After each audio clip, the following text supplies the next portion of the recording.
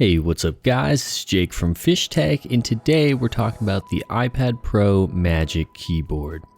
Starting with the keyboard, the keys are really nice. They're backlit, stable, and feel good to type on.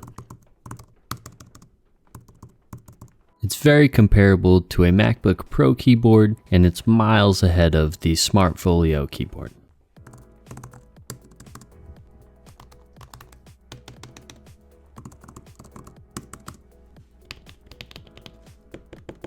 It's got a bending hinge that is surprisingly hard to open.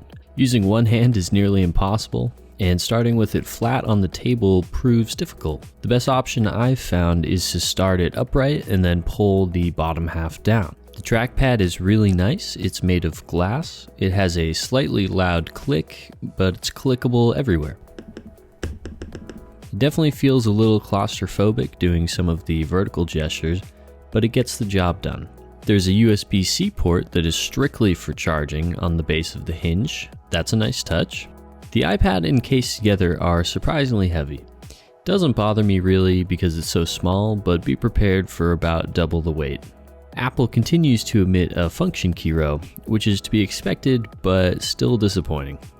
After spending almost a week with the keyboard, I've determined that for $300, it's not for me.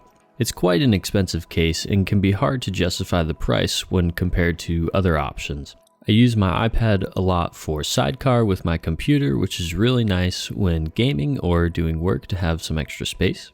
Then I'll use it as a media consumption device, typically always leaving it in the Smartfolio keyboard case. At this price point in functionality, they're targeting people who have already replaced their laptop with their iPad. The thing is, the Magic Keyboard doesn't make your iPad any more of a computer than it already was capable of being. And that's where I think a lot of reviewers are going in the wrong direction. While it gives you the form factor of a laptop and the convenient accessory package of a laptop, it doesn't make your iPad any more of a computer than it already was.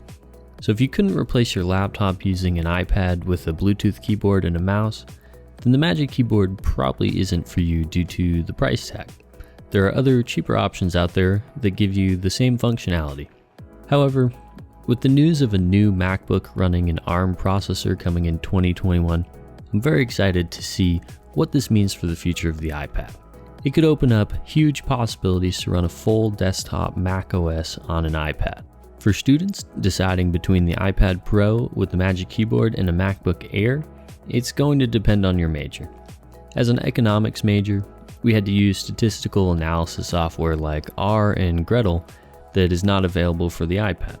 Most science majors are probably going to run into the same issue, but there are definitely some majors out there that you could use the iPad to replace a laptop. And for you guys, the choice is really yours. For me personally, I'm always going to pick a laptop because I like having the security of knowing that I will always be able to do what I need to do on my computer, and I enjoy the efficiency of a computer. I'm always finding new programs to help boost my efficiency, using shortcuts and automating my workflow.